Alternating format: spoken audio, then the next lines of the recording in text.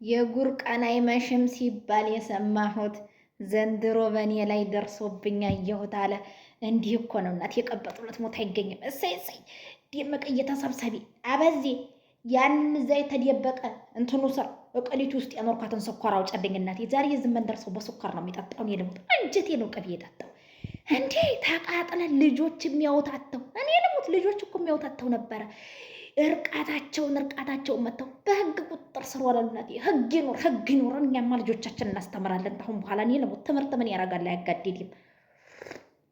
አናታችን ላይ እኮ ወጡ። ወንድ ሴት ለብሶ ሻንጣ ይዞ ፎስታን በቀይ ሲመጡ እናቴ ጥሩ ግርጋር ጎማረሚያ ቤት የኢትዮጵያ እስር ቤት አይሞላም። እናቴ ገተት ገና ብዙ ይቀራሉ። አሁን ደሞ ደመቀያ አሁን ደሞ የምናስወስድ የሆነ ማን እንዲሁ ታውቂያለሽ እናቴ።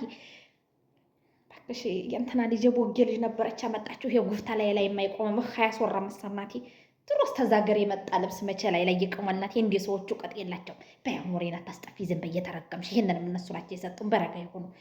እንዲህ የአረብ ሀገር ሰው ግን ምስጋና የለውም። በዛ ሄዶ ወጀብ ጠጭ ጭና ዲያበም አርጊበት። ለምን ቡና 2000 ብር አይገባም? ለዛሬ ያልሆነ ቡና ባናቱ ይተካልን የለሞት አሁን ደሞ እናቴ ባለትዳር ሁነው ታንዲቱ ሴት ወዲያ አንዲቱ ሴት ጢባ ጢቦሽ እንዲህ የሚገለባበጡ እንዲህ ቂጣ እነሱ ነው የሚያዙልን። የኢትዮጵያ ባህልና ወግ አይፈቅድም። ምን የለሞት እሰይ ጌታዬ እሰይ ረክ ጠጭ ቀጭ አበዚ እኔ ልሞት መብቴ ነው። ማን በኔ ያገባል? የለም ቅሊንጦ እኔ እናትሽ ነኝ ወስጄ የምሰጥሽ። እኔ ልሞት አዲስ ተሰሳሪ ልሽማ እኔ እናትሽ ወስጄ እንኮ ብዬ ነው የማስረከበው። የሚይዝልን አጣም ብለን እሪ ስንል ሰመረ ባሪያውን ጥሩልኝ ሰመረ ባሪያው እናቴ እሱ ነው ለዚህ ትውልድ ቆሞ ያደረ። ይሄ አይሆንም እባካችሁ ትውልዱን አትግደሉ የሚል እሱ ነው። ዛሬ ለሰመረ ባሪያው እንኳን ደስ ያለህ ብያለሁ። እኔ ልሞት ሌላውማ እናቴ ምን ችግር አለው የሚል ነው ጨርሶ። ሲጀመር አወርድ እንደዚህ የሚያሰባሰብ እንትን ያረጉትን አዋርዶችንም ያዙልን። የነሱ አዋርድ እውነት አዋርድነት ያወረዳቸውን የት አባታቸው እሰይ መቀጣጫ። ታሁን በኋላ እና በጋዝ ራሱ ያስፈልጋቸዋል። በሚስት ላይ ሚስት ታዛ የምትሄዱ በአደባባይ መብቴ ነው እየተባለ መብት የለም። መብት ቢባል ራሱ በአደባባይ የማይወጣል እናቴ። መብት ሆኖ ራሱ ማህበረሰብ የሚጎዳ ከሆነ የማይወጣ ነገሮች አሉ። 5 6 ተግባማ ፈጣሪ ጥያቄውን እዛው አንተ ነህ የምትይዘው። ነገር ግን በአደባባይ ትውልድ እያጠፋችሁ ችግር የለም። ተዝች ወደዝች አረ እንጀራ አቅርቢ እንጀራ ዛሬ እንዲያው እንዴት እንዲያው የሞተው ወንድምሽ የገደለው ባልሽ አዘንሽ ቅጣጣ ከሆድሽ ከቤትሽ አልወጣ የሚባል አባባል አለ ማለት ነው። ይሄ መልእክት የአፋልጉኝ ቪዲዮ የምትሰጡ ሰዎች ነው። ይህ መልእክት ለእናንተ ነው። በደንብ አድርጋችሁ አዳምጠው ማለት ነው። የእናንተ ህመም እናንተ የታመማችሁ ሰዎች ሰው የጠፋባችሁ ሰዎች በራሳችሁ ላይ በጠፉ ሰዎች ላይ እናንተ ራሳችሁ ጨክናችሁ ሌሎችን ሼር አድርጉልን ኮፒ ሊንክ አድርጉልን ብለን ስንለምን እኛ አልፈራንም።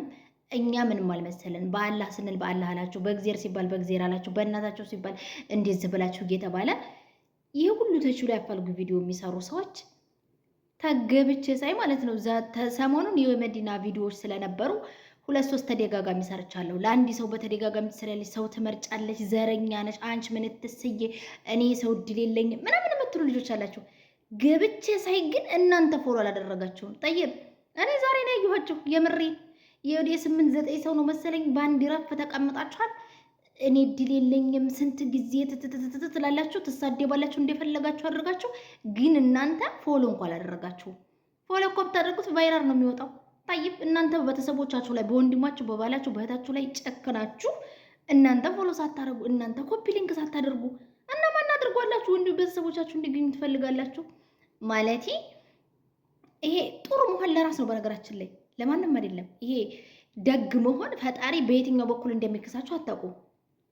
እኛ ሰበብ እንጂ የምንሆነው እነዛን ሰዎች እኛና እንተንላቸዋለን ማለት አይደለም። ወላኪን ግን ምንድነው ችግሩ? ፎሎ ብታደርጉት ዛሬውን ቀን የለቀኩት ቪዲዮ አለ ስንት ነው?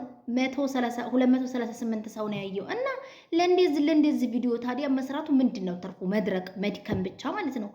ኮፒ ሊንክ አድርጉት፣ ፎሎ አድርጉት፣ አለቀ። እኛውን የምንጠቀምበት ሌላ ሰው የሚመጣ የለም። ግን ደግሞ እንደዚሁ ሆናችሁ የምትሳደቡት ነገር ሳይውድ ቢላይ እኔ ጌታ የሌለ ነገር አይመጣም፣ ያለ ነገር ደግሞ አይጠፋም። ስለዚህ ማንነታችሁ የእናንተ ውስጣችሁ ጥሩ ከሆነ የትም አይሄድም። የሌላችሁ ማንነት ግን ዛሬ ልታመጡት አትችሉም። ስለዚህ እባካችሁን ተረጋጉ። በዛ ላይ ደግሞ ፎሎ አድርጉ፣ ኮፒ ሊንክ አድርጉ። እናንተ የእናንተ ቤተሰብ ብቻ እስከሚለቀቅ አትጠብቁ። ለሌሎች ደግ ሁኑ፣ ለሌሎች መንገድ ጥረጉ። አላህ ደግሞ ለእናንተ ምን እንደሚያመጣላችሁ አታውቁም። ኧረ ቢስሚላህ